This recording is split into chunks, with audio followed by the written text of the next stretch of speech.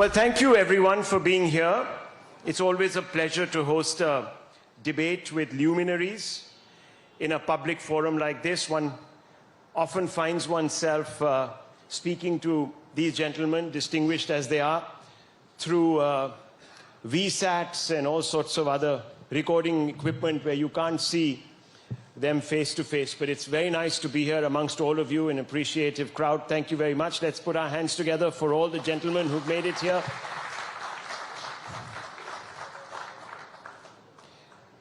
And without any delay, let me begin this conversation. Who suppressed the Indic view is the title of our debate. And we are speaking on a day when India is marking Lachit Day. Lachit Borphukan stalled the advance of the Mughal invasion, so to speak, into the east. Some people might chafe at my use of the word invasion. But nonetheless, some of the advertisements celebrating or marking Lachit Day very candidly refer to it as an invasion. So I'm only taking the liberty of quoting that particular word. But why haven't we heard about Lachit Borphukan? I'm sure if I were to do a quick head count here, a straw poll, a lot of people won't even know who we are talking about. Am I right? I can't hear you. Am I right? Yes, is the overwhelming response. In fact, many would say that no one here would be surprised because large swaths of our culture, history, have been virtually overlooked, if not blacked out. Why? Was this deliberate? If so, who is to blame and why? And let me begin with Dr. Vikram Sampath and throw this question to you. Thank you, Rahul. A very good evening to all of you, all my esteemed co-panelists. It's a great honor and pleasure to share space with all of you. I think it's very appropriate, Rahul, that you brought up right at the start, Lachit Borphukan and the Lachit Divas that is being organized.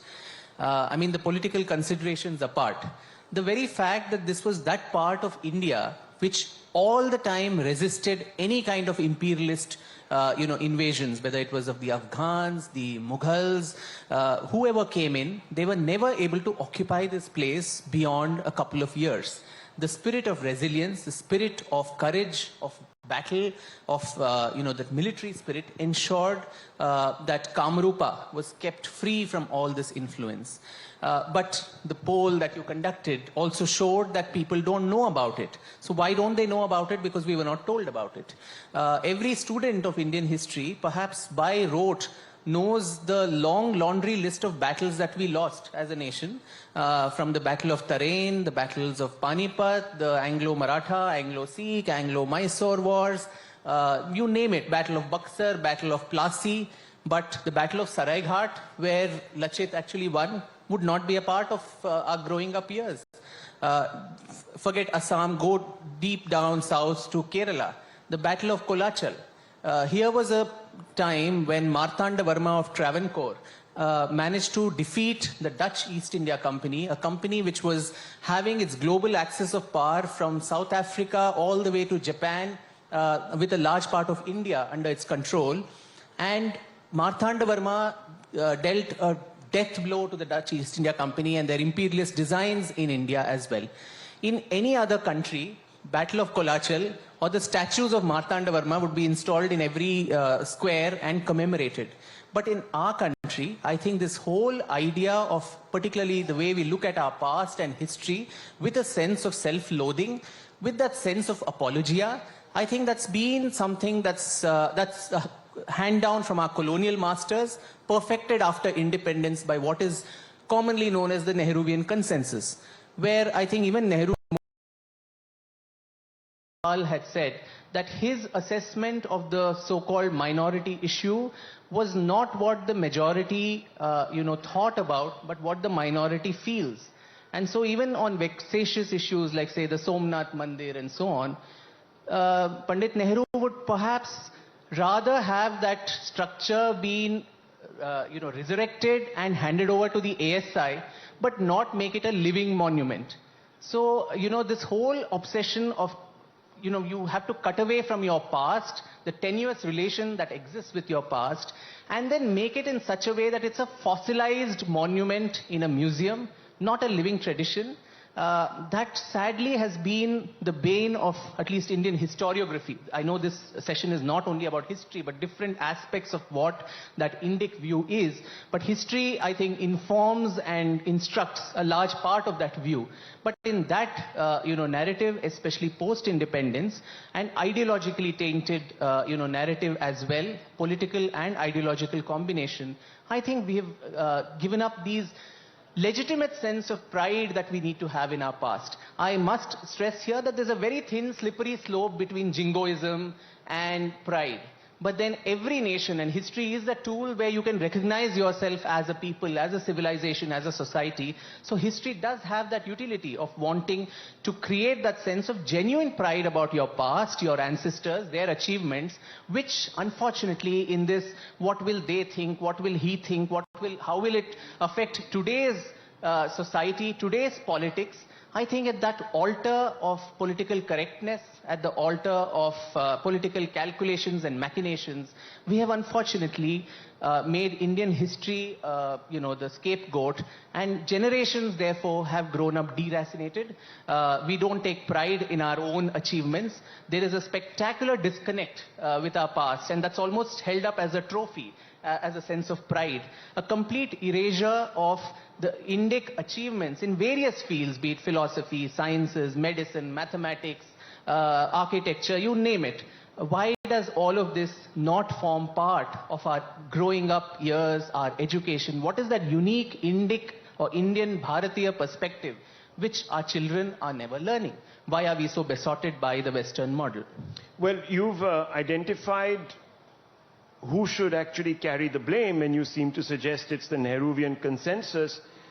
But why? That part of the question you haven't answered. So why would a nation awaking to life and freedom not want to celebrate its past, its civilizational history? Along with celebration, Rahul, I think comes a lot of the darker aspects too of our past, which in the years, I think, being fair to the people who handled this country or got this country at a very difficult juncture. There was the scourge of partition, millions were displaced, millions, lost their lives and homes. In an earlier discussion with another, erudite politician, he literally gave it up by saying, we used history as a tool for nation building. And when history is employed for such a task, for nation building, for creating trust, so to say, between communities who have just come out of the scourge of a bloody partition, the need is felt that uncomfortable truths should not be spoken, because somehow someone is going to feel bad, or it's going to demonize a group, or it's going to make, contemporary society, feel offended. But dare I say that, the edifice of national unity, or this imagined edifice of national unity cannot rest on the shaky foundations of fabricated history. Because fabrication can last only for that much time. As and how more truth emerges, light is the best disinfectant, more truth emerges, more people are going to question the fabrication that has been done willfully over so many generations. And at that time, social cohesion, which was your goal objective, that is going to go for a toss, because people are going to, question the status quo, and there's going to be unrest and anarchy, which is what we are seeing manifesting all the time. All our wars today on news channels, between politicians, is on matters of the 17th century, 18th century. Sometimes I wonder, are Aurangzeb, Tipu Sultan, are these people running elections these days? Because most of our valuable public time is spent only discussing all these people. And that's because we haven't made peace with our past. Tell the truth as it is. Be honest with the past. Stare it in the face and get done with it. I think we've had a very, very troubled history. Subterfuge, fabrication, whitewashing, with some imagined objective of today's social unity is not going to help a country as diverse and pluralistic as India. Let's make peace with it. Let us heal a truth and reconciliation of sorts as a society, and then move on and build a better future. Mr. Khurshid, let me bring you into this. What Dr. Sampath seems to suggest is that we tried to overcompensate and we built this edifice of the Nehruvian consensus on a political correctness which erred on the side of distorting our history. In political terms, we have been hearing the BJP use the term appeasement politics.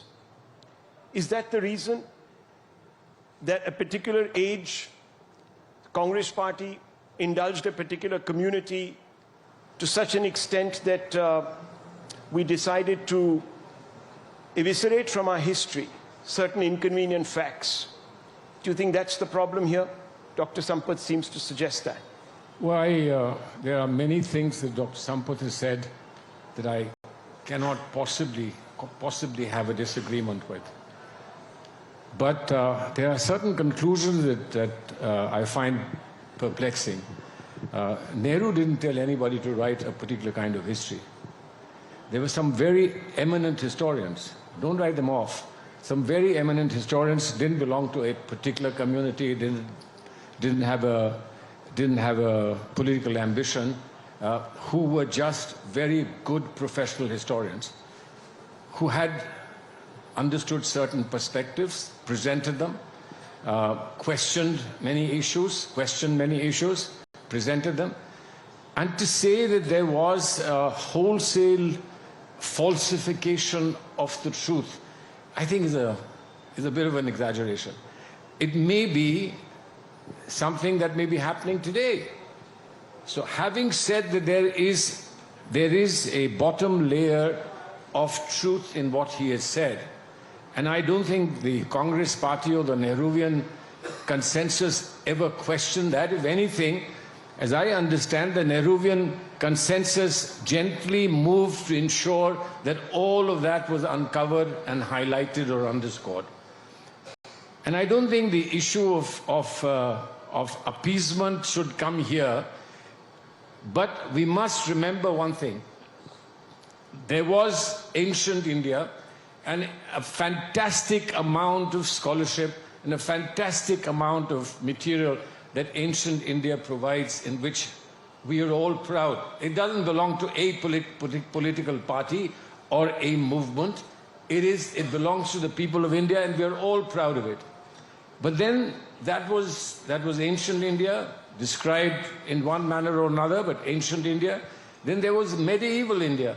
Medieval India, there may be dimensions of medieval India that people may have specific disputes with. You call something an invasion, or you call something a migration. It's happened in the world. Nothing is static, and nothing can be static, and nothing can be returned in time. Things move on, and they moved on. They moved on to medieval India, and much was added to this fantastic culture in this country by the period of medieval India. And I think it will be unfair to say that medieval India sort of merges into modern India, and modern India also provided us with many things that even the medieval India would not have agreed with, but provided many things that today the fact that you and I, and all of us here, are discussing this very critical issue in the English language, is what was provided by modern India. This is not something that we created. This is something that emerged out of an experience that we had, an experience that we perhaps should say we shouldn't have had. We shouldn't have been subjugated. Of course we shouldn't have been subjugated. The problem will be that the line of subjugation will probably be drawn somewhere else by some people and somewhere else by us. That's the difference. But we should really celebrate what we are today. We have everything, and if somebody feels that a particular individual idea, concept, or a movement has not got its share, well, we should give it. Who stops you? We must give it. We must be proud. But the pride must lie in the entire population of our country, and not in somebody who thinks that he is a savior of that idea. A quick counter to you on this. You said that what might be happening today is falsification. And you said that you can't really blame Nehru. He didn't force a particular view upon us. this was the work of eminent historians, eminent Greece, in a way of saying.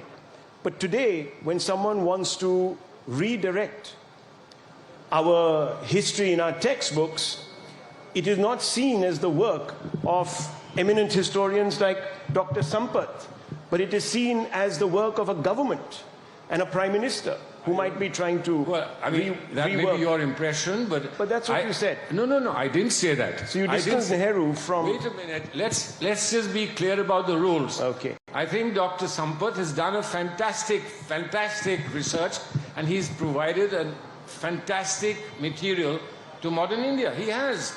He's not done it on the instructions of a government. He's not done it on the payment of a government. He's done it because he actually genuinely believes in it. Now, what he believes in it has quality and caliber.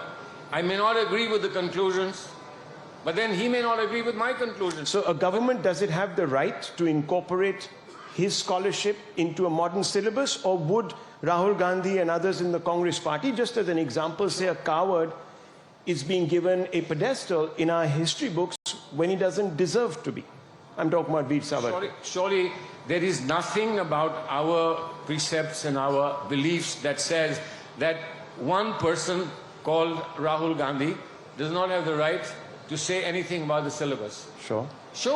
Let everybody say everything about the syllabus. And that's what democracy is about. And maybe it's a good thing to have both sides in the syllabus so that people can judge for themselves as to what they are. But I do not speak either for Mr. Rahul Gandhi or for Mr. Nehru or for anybody else, because I believe we are here to discuss pure ideas.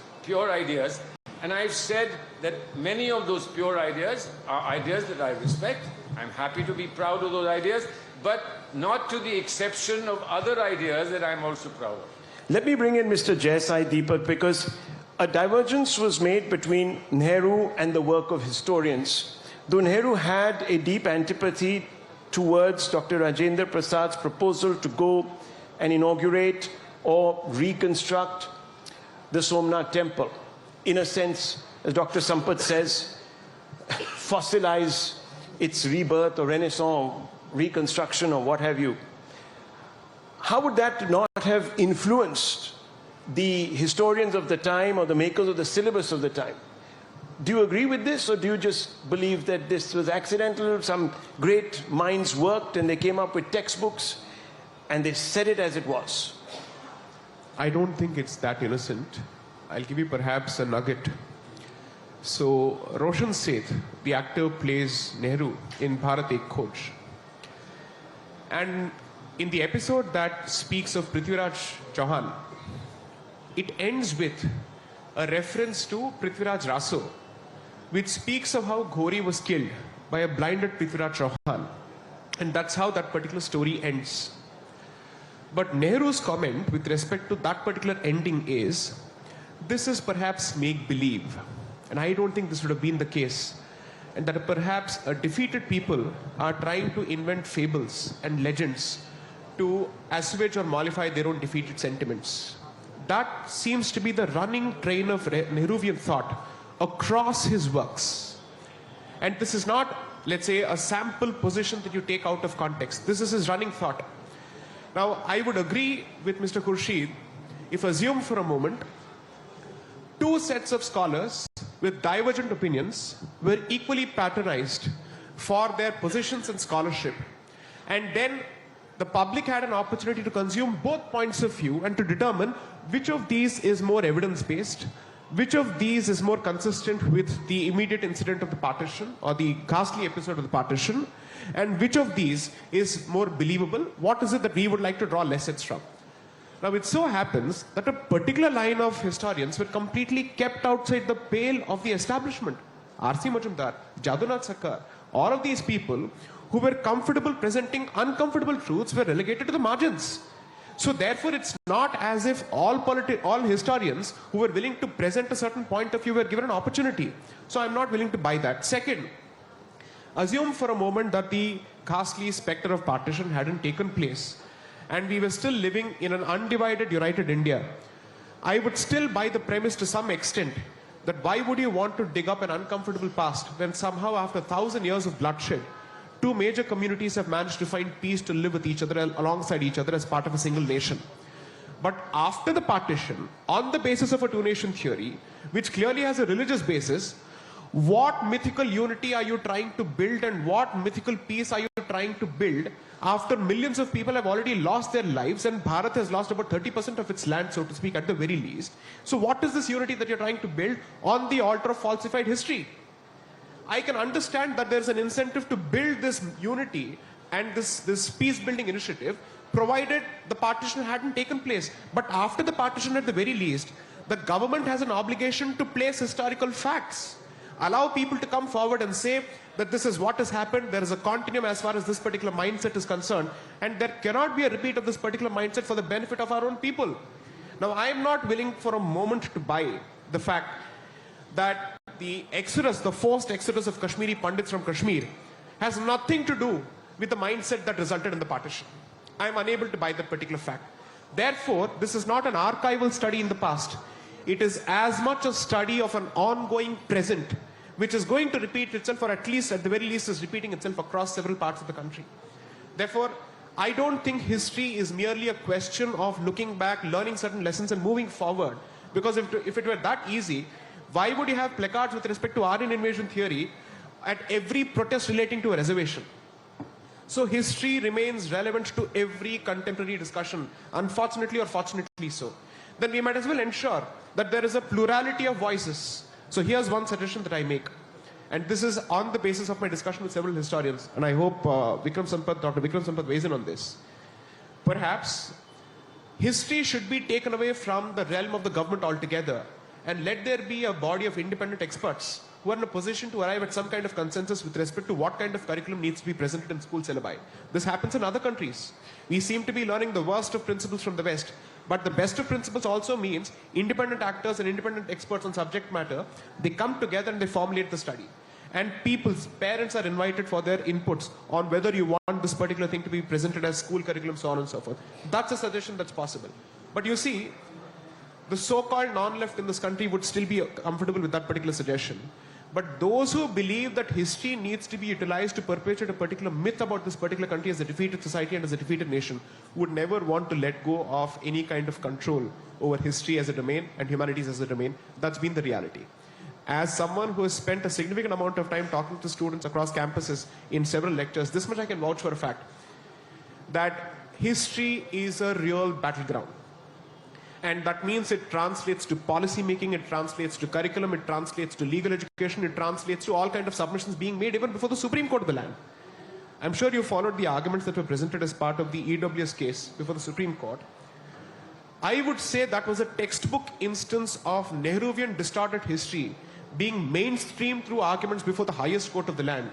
And I was very happy that people could finally see what kind of versions of history have actually been bought lock, stock and barrel by members of the establishment, so the so-called Nehruvian establishment, and what is being presented to oppose the EWS. I'm not on the question of EWS, but on how history was weaponized in the Supreme Court during the course of a policy discussion. So I'm very clear that history is never going to be free of contestation.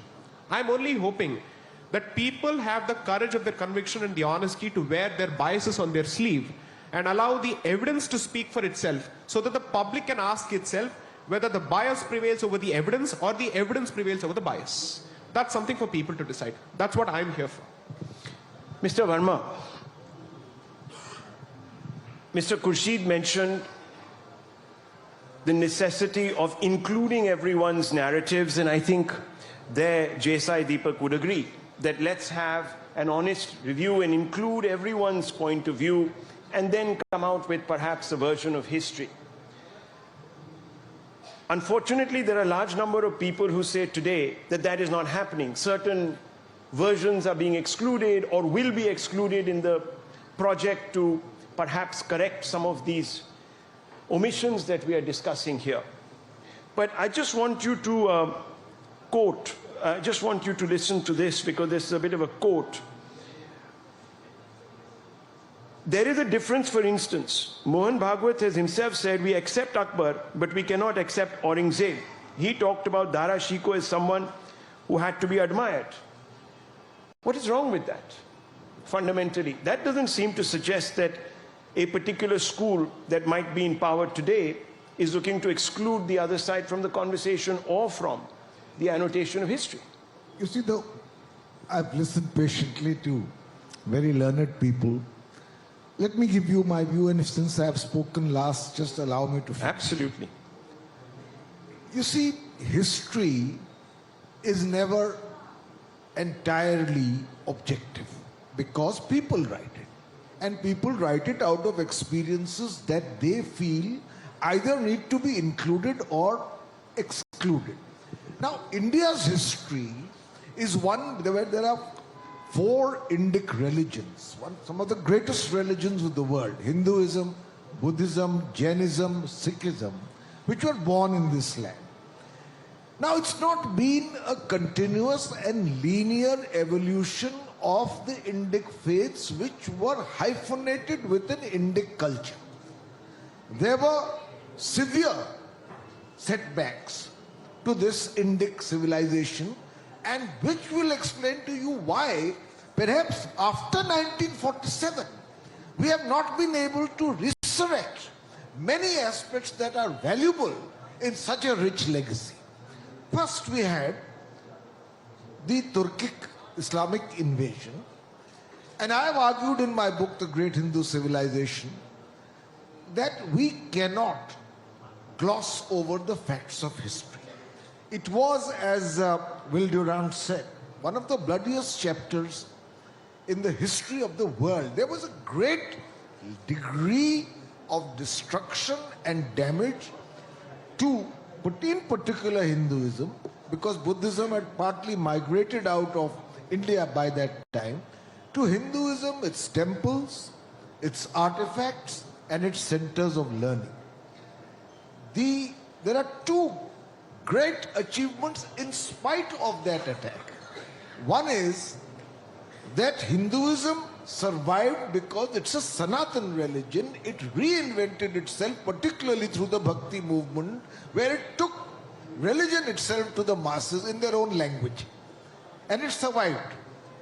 Secondly, in spite of that attack, we built what I consider an extremely valuable part of our heritage, which is what we call the Ganga Jamuni Tehzeeb, where we included in a syncretic manner the influences that have come in the cultural, philosophical, literary parts of our life.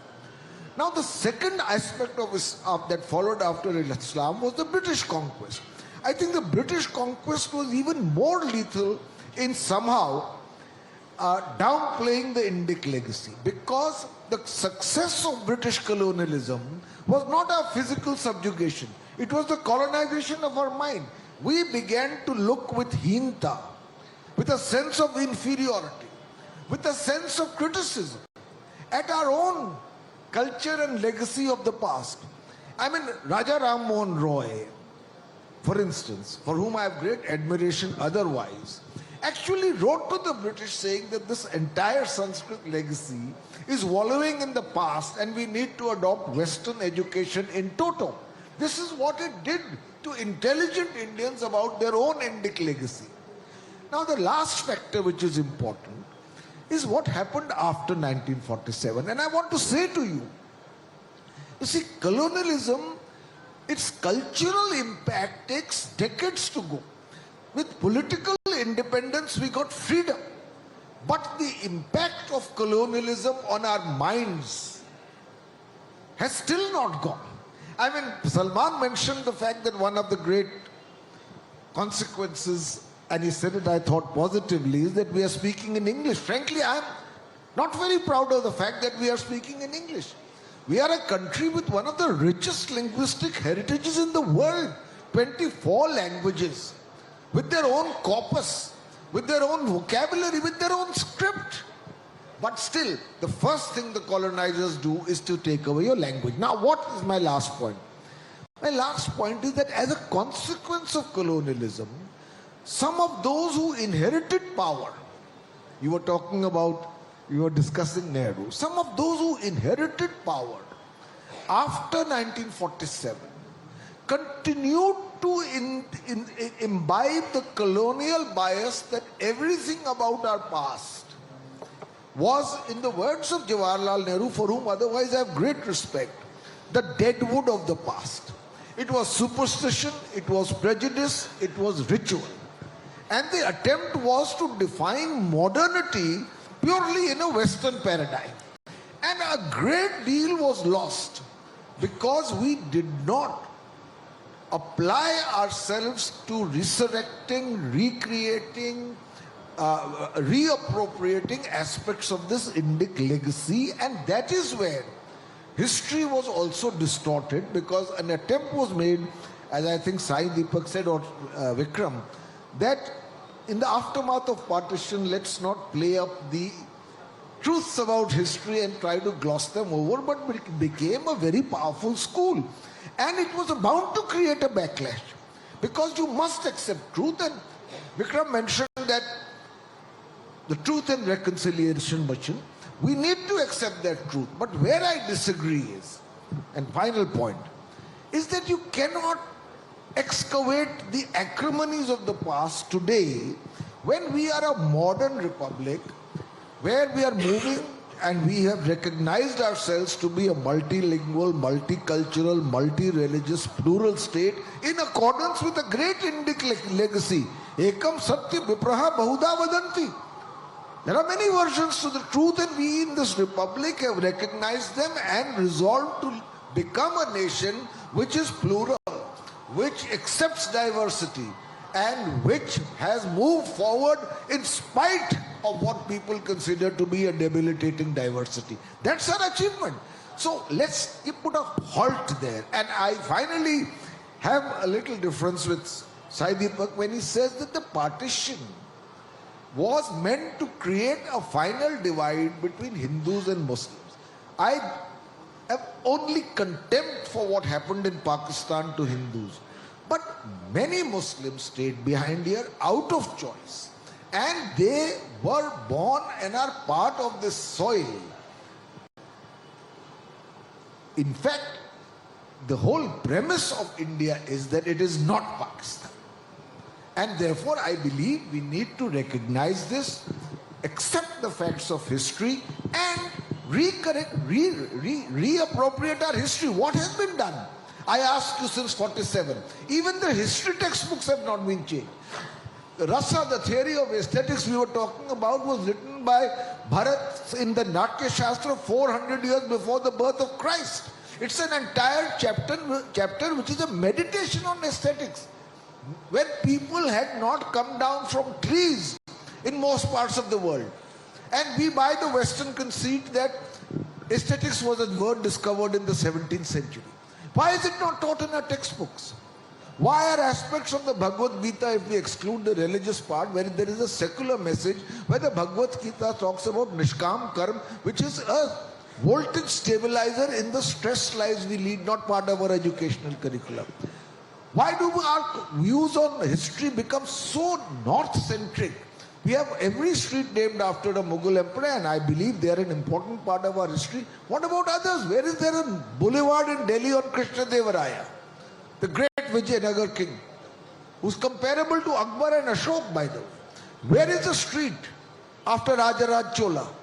So I think we have not corrected that history and made no systematic, sustained effort to once again reappropriate our culture. The budget of the Ministry of Culture, even after 2014, by a government that came with the idea of restoring India's cultural pride, is cut every year.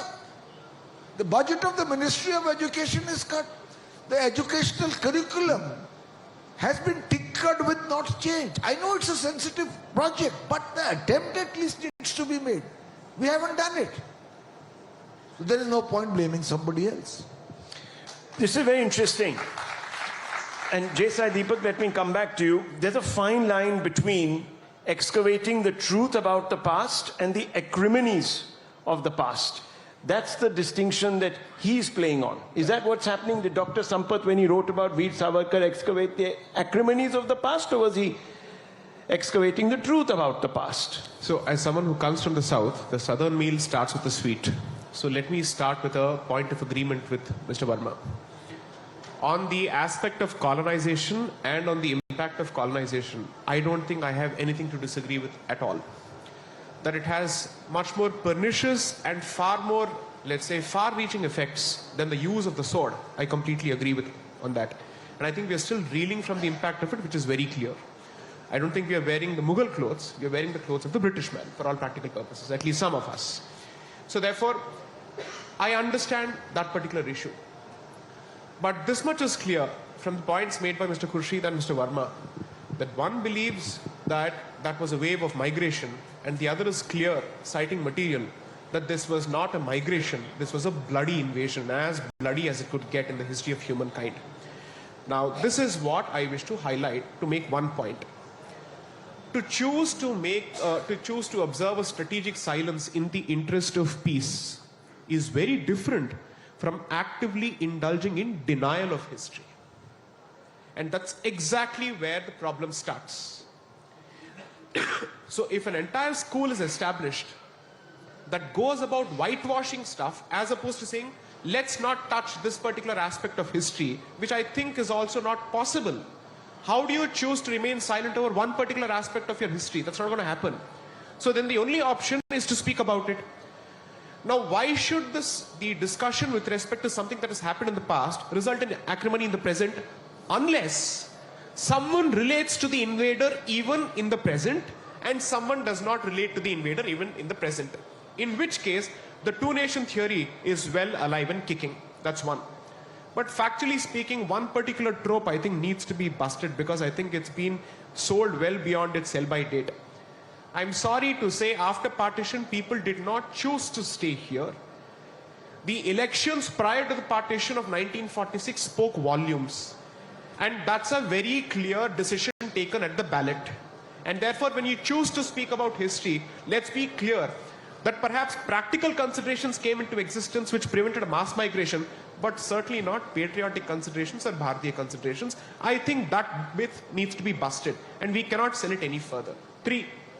On Ganga Jamni Tehzeeb, well, while I have several reservations with Dr. Ambedkar, the one thing that he was crystal clear about in his book, Pakistan or the Partition of India, which was published on the eve of the partition, 2 books were published by Rajendra Prasad in 1946 and Dr. Ambedkar in 1946,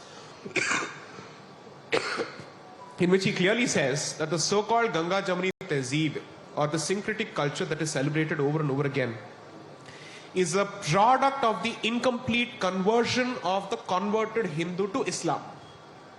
And therefore, multiple waves of attempts have been made on a regular basis to remove the remnants of that Hindu-ness from that particular convert, which is what has been pushed in this country as what we know as Wahhabism. To say that the new convert shall identify himself with the early converts to Islam, and therefore you cannot have any ties whatsoever or any cultural practices whatsoever which remind you of your ancestor. That starts with the language, that moves to dressing, so on and so forth. So let's be clear. If acrimony is the result or is going to be the result of a discussion with respect to the medieval period in current day Bharat and contemporary Bharat, that is because there are still people who relate to this particular person or this particular invader.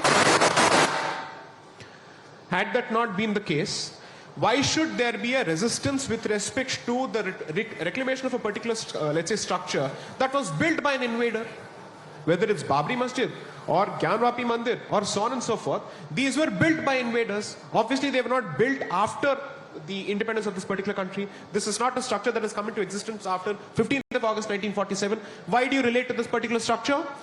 Because the mindset that has been imposed on you at the peril of the sword and let's say at the pain of death prevents you from accepting your past. And therefore, it's going to be a constant tussle each time there's a discussion with respect to the past.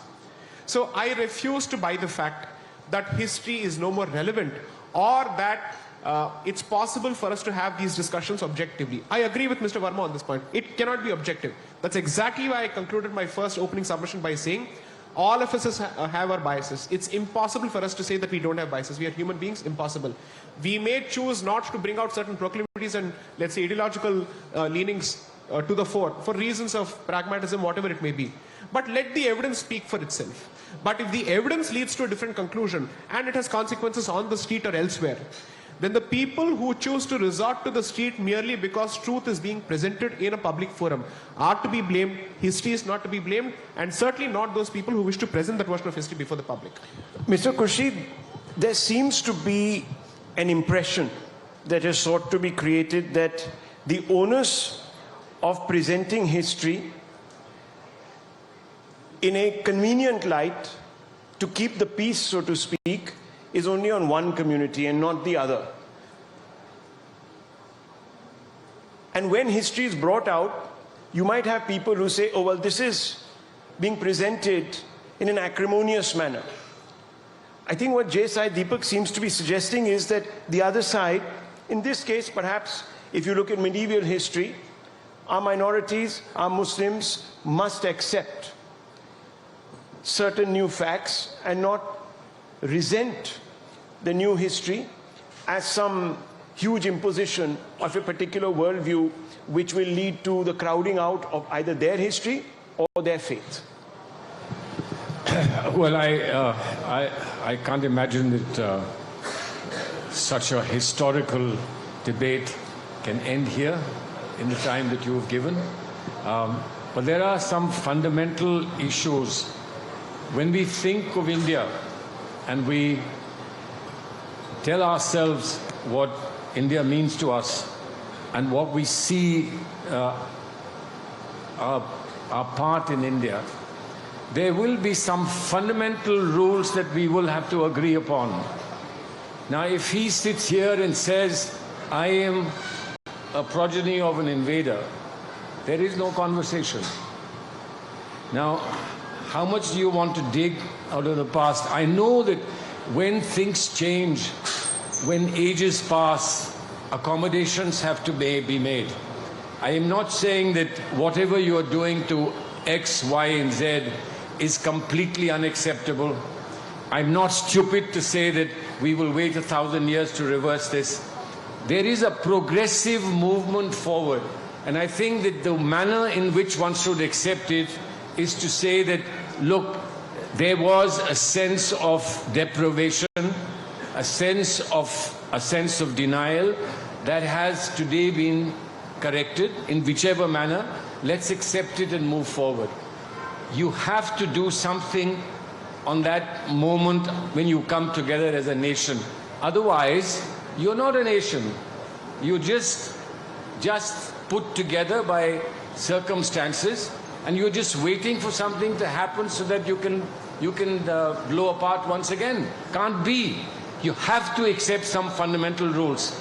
And the fundamental rules are not about falsifying history or suppressing a particular historical perspective or refusing to accept anything you say as having any virtue. No. But the moment you say you are an invader, then you are talking to an invader. You're not talking to one of your own. You've already rejected that person as one of your own. We don't reject you. You reject us. Cannot then be the making of a nation. Whatever else you want to go into. But the making of a nation was a compact that we came together to say, this is the country we will build together. And of course, some people will have to sacrifice, some people have to accommodate, some people have to adjust. But this is not the language of building a country. This is a language of making a point that I want a country that existed 5,000 years ago. What are you doing here? Sorry, not acceptable. Dr. Sampath, how do you view this? Because you've written histories. Do you find an attempt being even made to understand where you're coming from? You were mentioning an incident at a festival some time back where you were shouted down, etc., etc.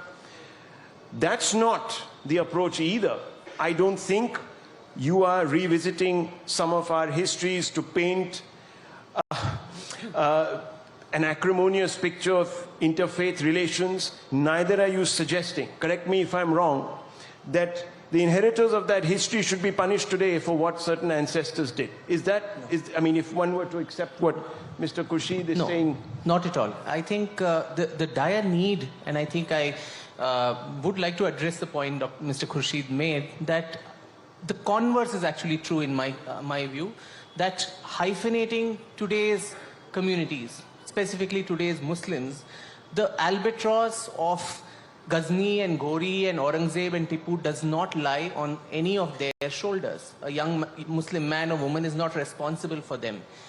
But on the converse, by trying to whitewash and erase these excesses committed by these invaders, somewhere the policymakers in the last 70 years, perhaps knowingly or unknowingly, have tried to tell them that if we talk about this, you are going to feel, offended. So why are you hyphenating them with these invaders in the first place? It's the boot is on the other foot.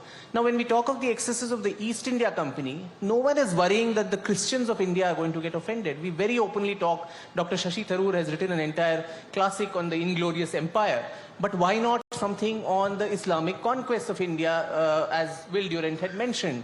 There, why does this thought come that it's going to make someone feel uncomfortable? So by doing that, subconsciously and subliminally, somewhere the people on a certain ideological disposition have already put that albatross on the shoulders of a particular community. And if, first of all, you don't need members of one religion as icons for that religion. A Hindu, a Parsi, a Jain, or whatever can be an icon even for a Muslim boy or girl. You don't have to make Aurangzeb look secular. There are crazy people who also say he protected more temples than he destroyed them. Just like probably Hitler would have probably murdered lesser Jews than he could have. But then why do you have to do all that to ensure that that community finds an icon? In my state, Karnataka, Tipu Sultan is today made almost like this symbol or an icon of a particular community, whereas there are living memories of hatred against him beyond politics and political parties, among the Kodavas, among the Mangalore Christians, Syrian Christians, the Catholics, the Nayars of Malabar, the Mandyam Iyengars, all of them, which is as much living history. So I think this dehyphenation is most important. You don't need members of the same community as icons for them. Even if you need that, you may have syncretic examples of a Dara Shikoh or Ras Khan or Rahim and so on, whom you can draw, rather than do this subterfuge that whitewash these crimes. And that, I think, so actually the argument is on the other side than what Mr. Khurshid made, in my view. Very quickly, yes, Mr. Verma. I just want to say, since the time is short and probably this is a concluding comment, that we need to be honest about our past. But equally we need maturity, wisdom, inclusion and reconciliation today. I genuinely say that because I think we will be violating one of the strongest tenet of Indic faiths, which is that this world is one of inclusion. I mean, the Mahavakya is Vasudhaiv Kutumbakam. Ano Bhadraha Kritavo Yantu Vishvita, let good thoughts flow from all directions. Let us not attack the Indic faiths by making them clones of what has happened to theocratic states elsewhere.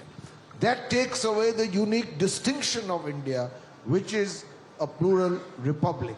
And I want to say that somewhere from what the comments made, I think there is a feeling that all Hindus hate Muslims and Muslims hate Hindus, and that they can never be part of one syncretic culture. I don't believe it's true, because if it was true, a party which was speaking, let us say disproportionately or only for Hindus, would have won every election. But our surveys show that even in the moments of the maximum polarization on the basis of religion, post-Godra, Babri Masjid, or most recently in West Bengal, the elections, not more than 50% Hindus vote only because they are Hindus. So there is already in our DNA a sense of an inclusive republic. Okay. And let us keep it like that. I'm reminded, although I'm reluctant to say it, Sai, of Rahat Indori's line, सभी का खून शामिल है यहाँ की मिट्टी में, किसी के बाप का हिंदुस्तान थोड़ी है. Can I just make one point? Okay, Just one okay, one final, two closing comments. Okay. I'm happy that Mr. Verma deemed it fit to point out that a Hindu never always votes as a Hindu. And somehow he didn't deem it fit to give the very same example with respect to others. Now I leave that decision to him. See, the point is this. You have two variables in the equation, facts and tone. Let us present facts, but not necessarily in a violent tone. My submission is this. Do not create, let's say, ghosts to prevent the presentation of facts. The focus of the law, even when facts is presented before the public platform, is in what tone is a particular fact presented, because if it is grating, then the tone alone is sufficient for invoking the law. So therefore, I am saying let the tone be peaceful, let the tone be one of reconciliation, but let there be no compromise on facts. As long as we agree on that, I think there's a meeting ground to be met. Final word. I think that's a fair point. And, in our earlier discussion, I just agree. one line on what Mr. Verma said in one of your Converse, debates as well, Rahul. We had this conversation with Mr. Verma and me where, he keeps invoking the Indic, essence of Vasudhaiva Kutumbakam and Ekam Sat Vipra Bahudha Vadanti, which is true, which is the essence of this nation. But then also, Mr. Verma, there is a clash of ideas where on the one hand, there's one group which does talk about acceptance and inclusion of everything, and there is a clash with another worldview, another thought where it is my way or the highway, where there is still thoughts of what is infidelity, what is how that needs to be curbed, why there needs to be you need to convert people into your fold. If everybody is equal, if everybody is inclusive, there's no need for these things beyond economic considerations. Let us strive for everyone to be inclusive. Okay, gentlemen and the audience, thank you very much for watching this. Very interesting conversation. It can't be accommodated in 35, 40 minutes. I'm sure this conversation will continue, and that's really the positive aspect of it, without acrimony. Thank you very much.